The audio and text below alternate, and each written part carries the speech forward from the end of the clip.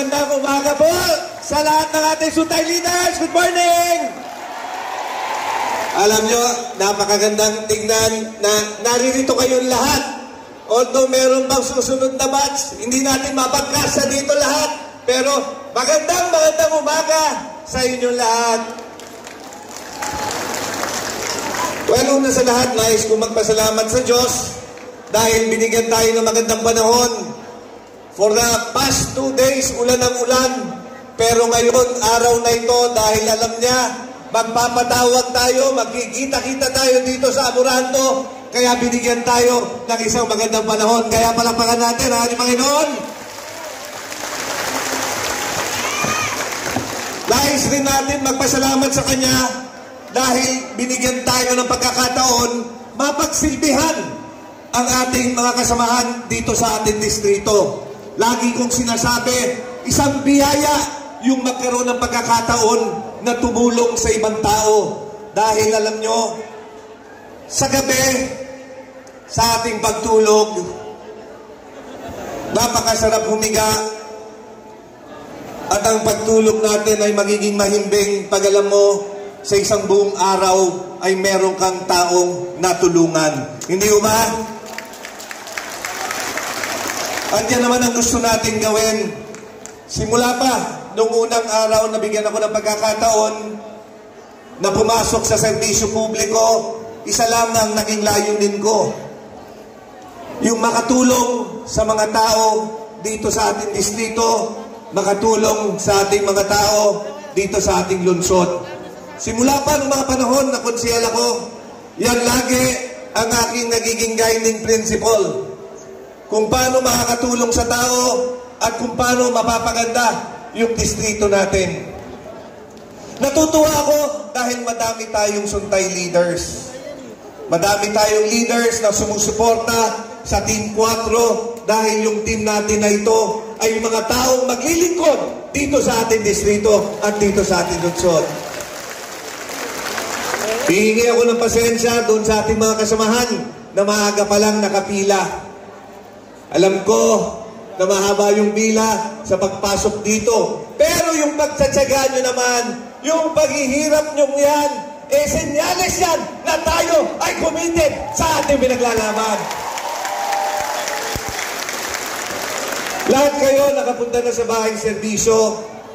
Lahat kayo nakita na araw-araw na ginawa ng Diyos, daan-daan tao ang tinutulungan natin. Hindi tayo namimili ng tutulungan. Lahat ng nangangailangan, tinutulungan natin. Dahil yan ang essence ng serbisyo publiko. Yung mga taong nangangailangan, hindi dapat natin tinatanong yan. Leader ba kita o hindi? Dahil kung hindi kita leader, hindi kita tutulungan. Hindi dapat natin tinatanong yan, supporter ba kita o hindi? Dahil pagka hindi kita supporter, hindi kita tutulungan. Hindi ganun ang pagsisilbi. Dahil yung tao na bukal sa kalooban ng serbisyo, ang tinatanong lang, may problema ka ba na maaari kong tulungan? At yan ang ating ginagawa. Kung makikita nyo, sa lahat ng barangay ng ating distrito, hindi lang direktang pagtulong sa tao ang ginawa natin. Sa lahat ng barangay sa ating distrito, siniguro natin meron tayong proyektong pangmatagalan, proyektong kapaki-pakinabang na magagamit ng mga taong nakatira doon sa barangay. Dahil gusto natin may ayos yung kalagayan ng mga tao doon. Gusto natin may mapaganda yung kalagayan, yung paninirahan nila. Nagsikap tayo, lahat ng barangay, bigyan ng magagandang kalsada, maayos na drainage. Nagsikap tayo na yung mga barangay na maliliit o luma na yung barangay hall, magkaroon ng bago at mas malaking barangay hall. Nagsikap rin tayo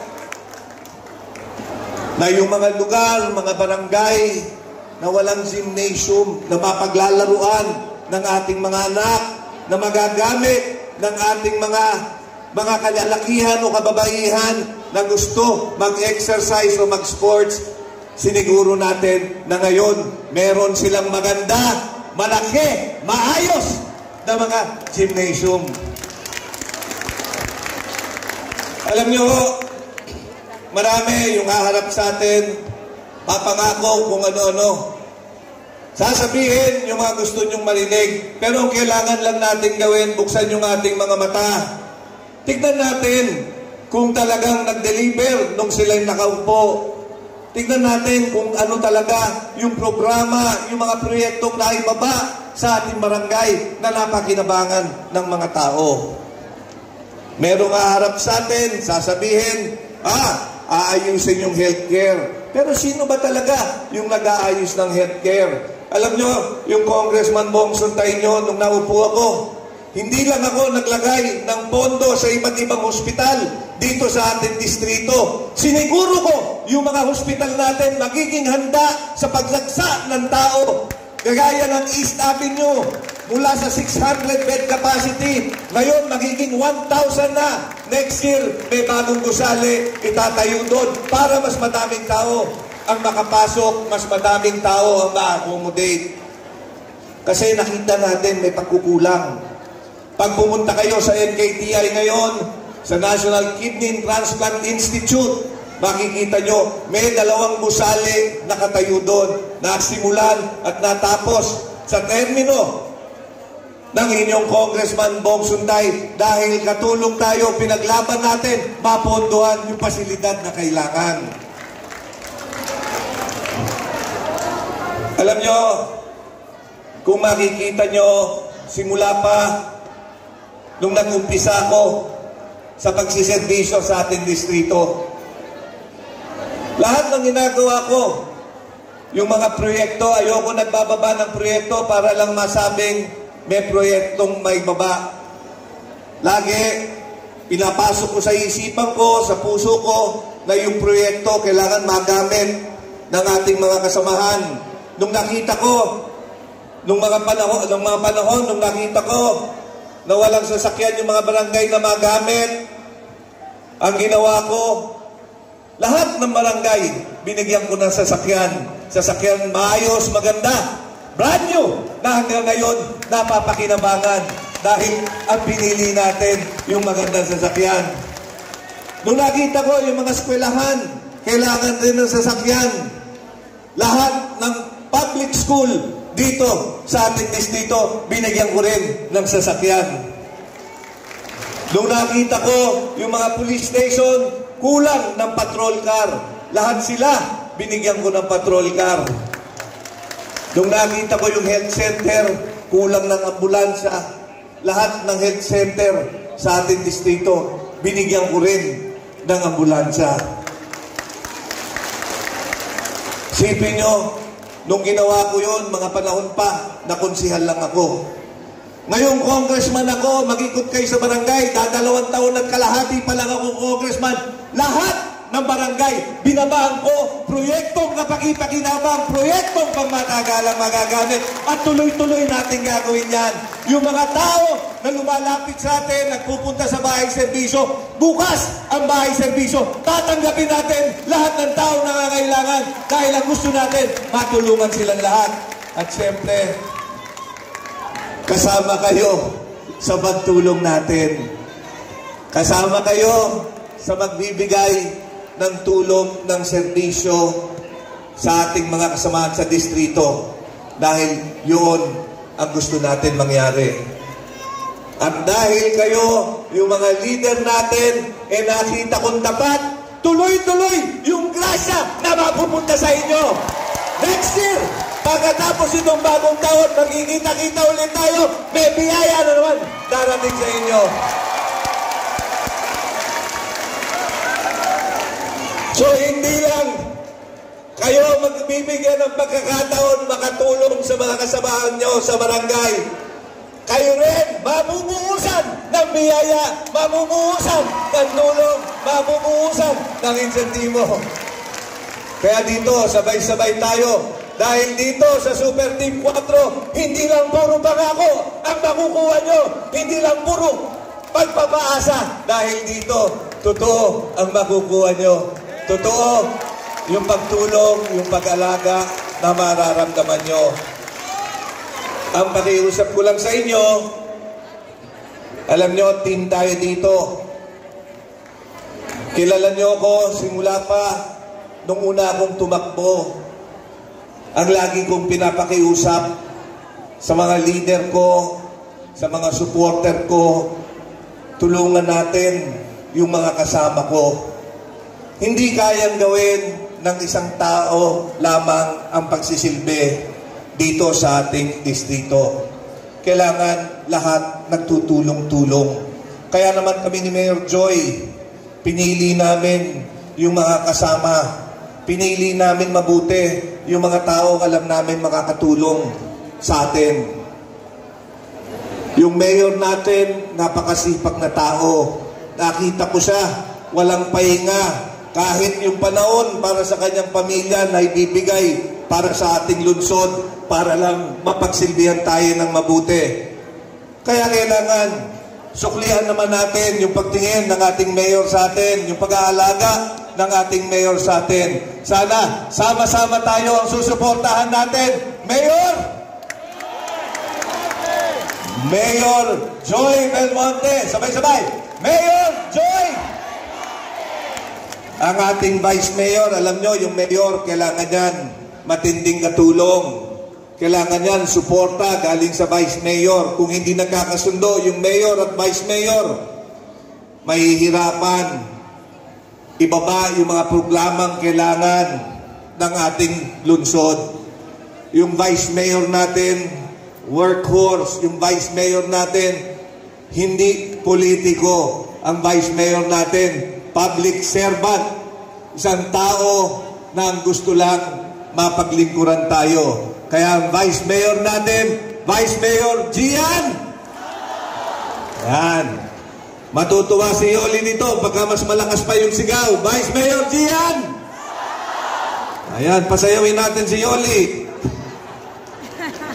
Sa mga konsehal naman, alam nyo, masaya kami ni Mayor dahil dito sa nabuo naming team.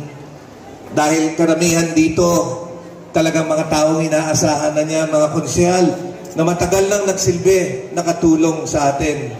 Sa ating lungsod, sa ating distrito, mga tao na tinatakbuhan niya pagkakailangan niya ng mga ordinansa, ng mga resolusyon na kailangan pairalin dito sa ating lungsod. Unahin ko na, yung ating napakahusay na legislator, ito, hindi lang masipag, hindi lang matulungin, isang napakagaling na mambabatas, nasaksihan ko ito, na pagka merong crucial na ordinansang kailangan pa-aproban si Mayor, ang tao na kinukuha niya para tumayo, ipaglaban yung panukala, walang iba kung hindi ang ating magaling, masipag na konsehala, Councilor Ivy Lagman.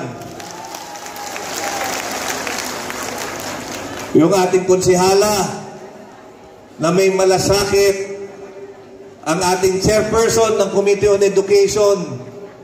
Alam nyo, noong mga panahon, nabawal yung face-to-face classes dahil sa pandemya, kailangan gumawa ng paraan para mapatuloy ng ating mga mag-aaral yung kanilang pag-aaral. Kailangan ng mga estudyante magkaroon ng tablet. Kailangan ng mga estudyante magkaroon ng load para may internet. Ang tao nakipaglaban para maibigay ito sa ating mga mag-aaral. Walang iba kundi itong tao na lagi ko nga sinasabi, one of the most considerate councilor in Quezon City. Alam niyo, pag may mga okasyon na ganito, na nagsasama-sama kami, napapansin ko siya lagi, pag may picture taking na, hinahanap niya ako. Gusto niya, tabi kami ni Mayor. Gusto niya, tabi kami ni Vice. Gusto niya, nandun ako sa gitna. Very, very considerate at ako na-appreciate ko yun dahil nakikita mo yung pagkatao ng isang, yung pagkatao ng isang individual on how considerate she is doon sa mga kasamahan niya. Ito, napakabait na tao nito. Mahusay na konsehal. napakasipag, palapagan natin. Councilor Irene Belmonte, yung aking kaibigan, isa sa pinakamabait na konsehal ng ating lungsod. Naalala ko, nung magla-last term si Mayor Herbert Bautista, kinausap ako ni Mayor Herbert noon, sabi niya, Madjo, alam mo, nung si Papa, isa lang naman ang gusto nun makita. Gusto niyang makita si Utol na nasa magandang kalagayan. Gusto niyang makita si Utol ko, sabi niya, na maayos. Sabi niya sa akin, ikaw na bahala dito dahil mabait naman to. At totoo naman yung sinabi ni Mayor, ito, isa sa pinakamabait na konsehal na kilala ko, napakahusay makisama, napakasipag, kahit madalang araw, makikita mo, paikot-ikot siya, pinupuntahan yung mga activities, napakadaling hingan ng tulong. Ito nga, dahil sa kabaitan, madalas na naaabuso. Lagi ko sinasabi sa kanya, minsan, kailangan, hindi ka masyadong mabait. Pero sabi niya, wala raw hero na hindi mabait. Lahat ng hero, mabait. Kaya sabi niya, huwag kang mag-alala sa akin kung dahil maliit man ako sa paningin, nakakabuntis din. Yung ating hero ng ating konseho, Councilor Hero Bautista. Siyempre, huwag natin kakalimutan yung kapatid ko. Yung kapatid ko, napakasipag rin yan. Matalungin, madaling lapitan. Nakita nyo naman nung panahon ng pandemya, kahit walang vaccine, araw-araw umiikot sa barangay, personal naghahatid ng mga tulong doon sa mga nangangailangan.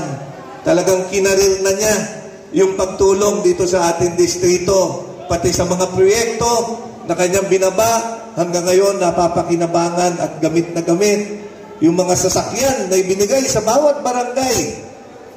Kung wala yon, mahihirapan mag-deliver ng tulong nung panahon ng pandemya. Kaya sana tulungan nyo yung aking kapatid, Konsyala Mara Suntay. Yung ating 3-term councilor, parang si Councilor Ivy Lagmanto, napakahusay rin na legislator na mambabatas to. 3 terms, graduate na, nagpunta na sa Amerika ito dahil magpapahinga na sana, magre-retire doon, maghahanap ng Amerikano. Pero alam nyo, ayira na ako, nung kasagsagan ng COVID, tumawag siya sa akin, sabi niya, kung gusto kong umuwi. Sabi ko, bakit ka uuwi? Lahat ng tao dito sa Pilipinas, gusto pumunta dyan sa Amerika, dyan na tumira, dyan mamuhay. Ikaw, ganda-ganda na ng sitwasyon mo dyan. Ikaw naman, gusto umuwi. Sabi niya, hindi, gusto ko kasing namimiss daw niya yung ginagawa niya dati, yung pagtulong sa tao, yung pag-ikot sa ating distrito. Sabi ko, ikaw bahala, pero pandemya ngayon, puro problema aabutan mo. Lahat ng tao dito, sana all lang sasabihin sa'yo. Pero alam nyo, gusto talaga niya eh. So umuwi dito at hindi na umalis. Kaya tulungan natin to. Kakawawa naman, iniwanan yung boyfriend na Amerikano para sa inyo. Ang ating magiging konsehal muli, Councilor Janet Mems Malaya. Alam niyo, napakadaming gustong sumama sa ticket namin ni Mayor, pero pinili namin yung talagang makakatulong. Kagaya ng binanggit ko kanina, madaming aharap sa atin, madaming mga ngako, madaming magsasabi kung anong gusto nyong marinig. Sasabihin sa inyo, oy, hindi mo na kailangan magtrabaho, buwan-buwan kita bibigyan ng ayuda. Pero, alam mo, may bagay na imposibleng gawin. Ang kailangan natin, yung tao na kaya mag-deliver, pagka sinabing tutulong, yung talagang nakakatulong sa marami. Yung nararamdaman yung tulong. Ito, hindi kami nagkamali ni Mayor dahil nakita namin, hindi pa nakaupo, napakadaming tao na ang natutulungan. Kaya mas lalo na, pagka nabigyan ng pagkakataon makatulong, pagka nabigyan ng pagkakataon makapagsilbi sa ating distrito, mas madaming matutulungan ang ating future councilor, Ega Yap. And lastly,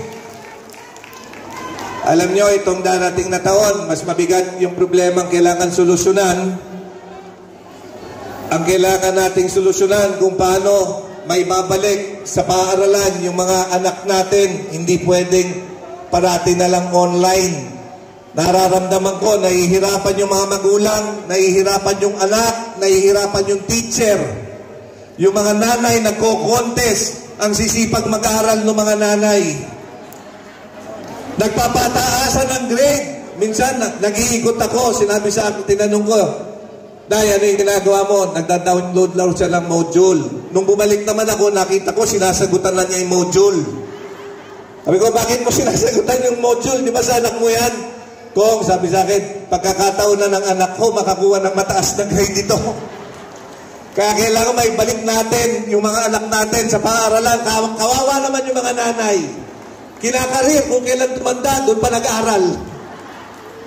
Pero we have to do it safely. Kaya naman, sinimulan na natin yung pagbakuna doon sa ating mga anak, 17 years below.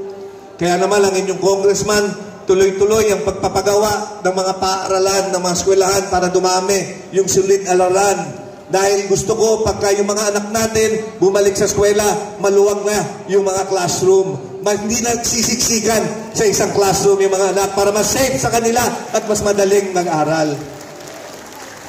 Sa susunod na taon, kailangan magtuloy-tuloy rin yung programa natin ng pagpapalaki ng mga ospital. Nakita natin na yung mga ospital natin hindi talaga ba-accommodate yung dami ng pasyente.